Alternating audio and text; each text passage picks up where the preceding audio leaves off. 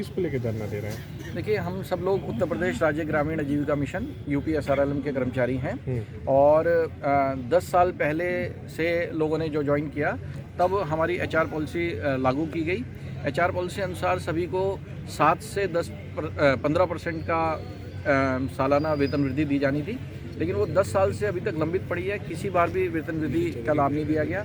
महंगाई आज 70 से 75% बढ़ गई है, लेकिन आज भी वो 9-10 साल पुरानी सैलरी पे लोग काम करने को मजबूर हैं। इसके सिवा पॉलिसी में था कि इनको मेडिकल इंश्योरेंस दिया जाएगा, इनको अन्य जीवन बीमा दिए जाएंगे, लेकिन ये दोनों ही लाभ इनको अभी तक नहीं दिए गए। मतलब मेडिकल नहीं कराया गया, इंश्योरेंस नहीं किया गया, जिसके परेशानी में लोग अपना खर्चीला इलाज ना कराने की वजह से बहुत लोगों की मृत्यु हुई है और बहुत सारे लोगों जिनकी मृत्यु हुई है उनके परिवारों को कोई प्रतिपूर्ति मिशन ने 1 रुपये की भी प्रतिपूर्ति नहीं दी।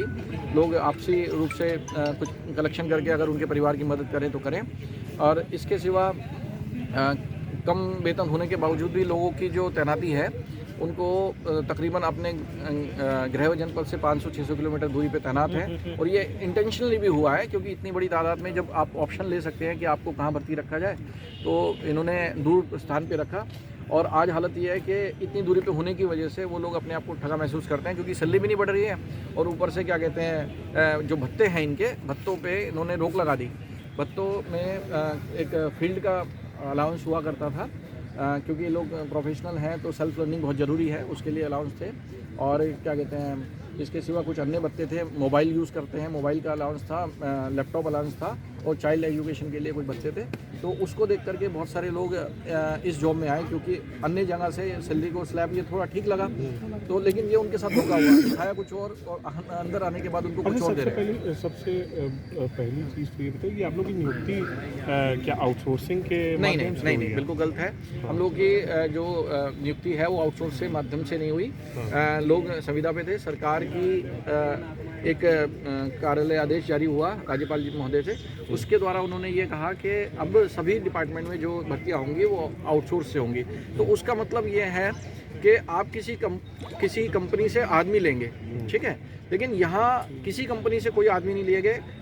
कोई कंपनियाँ, ये लोग सिर्फ एक फंड ट्रांसफ़र के लिए, मतलब सैलरी ट्रांसफ़र के लिए किसी कंपनी को मुखौटे की तरह यूज़ करते हैं। डमी कंपनियाँ, शेल कंपनियाँ हैं, इनका हमारे कोई वेलफेयर से कोई मतलब नहीं है और किसी भी चीज़ से तो कोई ये मतलब जो HR पॉलिसीज थी आपकी, जो आप कह रहे हैं जो भत्ता मिलना था, ये सब उन्हीं कंपनियों के माध्यम से नहीं, मिलना था? ये UPSR ने बोला था कि हमारी पॉलिसी के थ्रू आप गवर्न होंगे।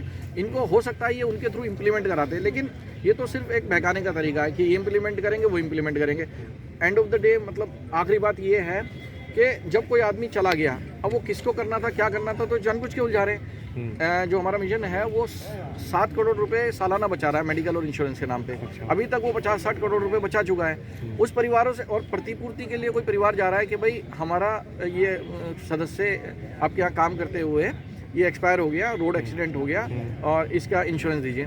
तो वो ये लिख रहे हैं कि भाई क्योंकि इनका इंश्योरेंस नहीं था तो इनको कोई लाभ नहीं दिया जा सकता, 1 रुपया नहीं दिया सकता।